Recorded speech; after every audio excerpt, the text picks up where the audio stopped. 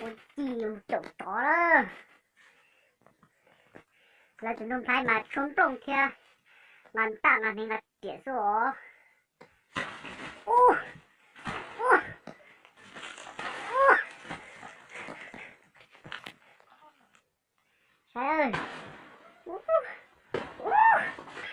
Nếu có cái gì lỡ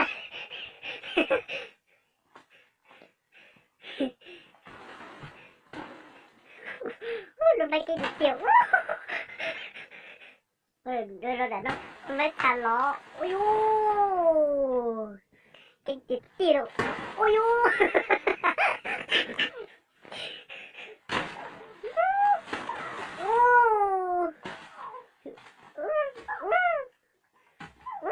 cái tiểu ô nào là nhận đồng phải hả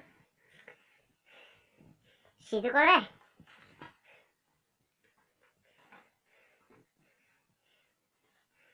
rồi là tao quý á thật chị rồi anh chân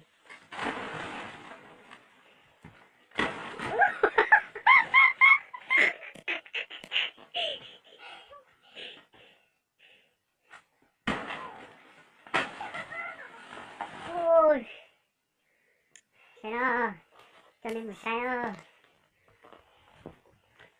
lọc kia rồi nó cái gì ơi nó sáu chỉ từ thì on ơi từ thì bèo tới lọc cờ từ thì plau ơi từ thì chi ôi từ tao nó kia chứ ôi nó phải cái gì trời nó phải cho nó ơi nó phải mua cái đơn đà xí đây xí tè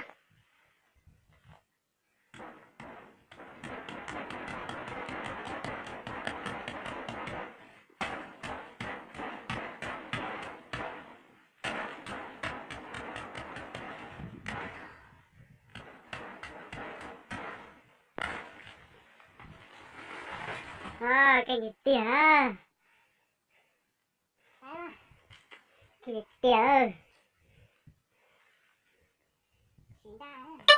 sẽ được sao nông phải xin làm phải đánh ta rồi ôi ô cái tiền ơi tự đó ôi ô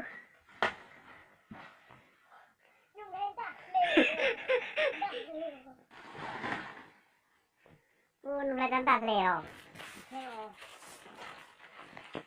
trông khó thế đà rồi một sai nông phải bỏ cho ô tí tỉa ra sẽ tí tỉa rồi kinh thật táo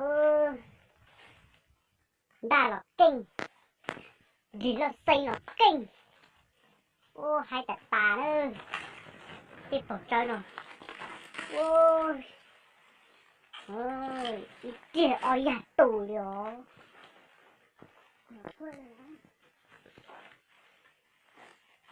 sai nông phải phô nó nè rồi để ra tôi đổ của điện ôi có gì dê đây bọc phô ta ô kinh cực nó phải chơi rồi rồi chỉ khác kìa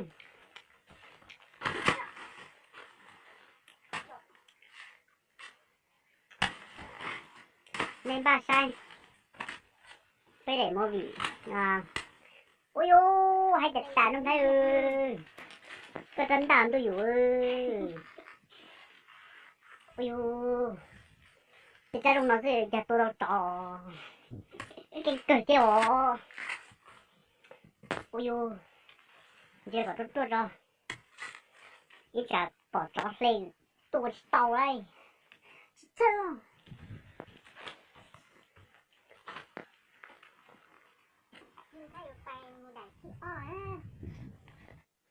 mình sẽ sáng ra nông thay được thường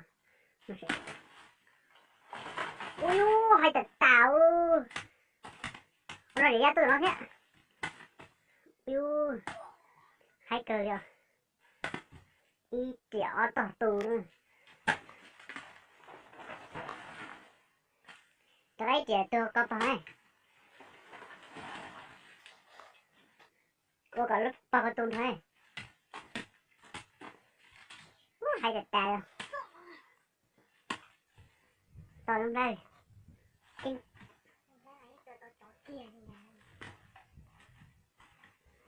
Tỏ cái là có lúc ngoài. Có lúc mộng ngoài đôi sức tùn nó thế. Sẽ nằm thanh cầu tùn nó nữa.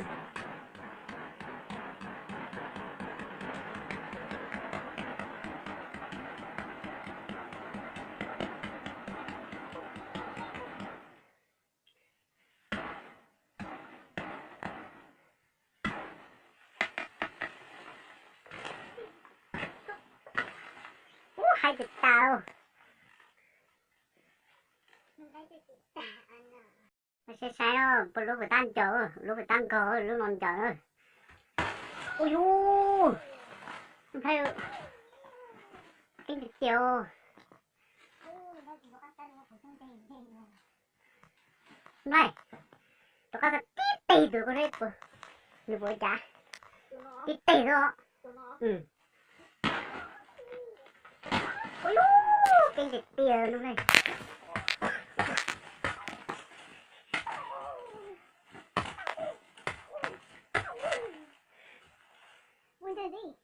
Rồi mà.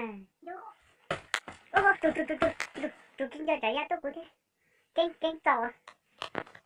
Đừng khai ơi. Tí sạch tinh con gì rồi này. Thay gì nó sạch tinh con gì. Tinh con gì không? Ừ.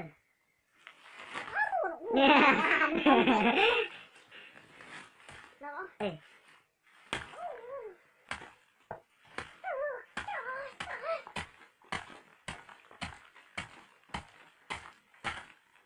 Ô, tao là tao.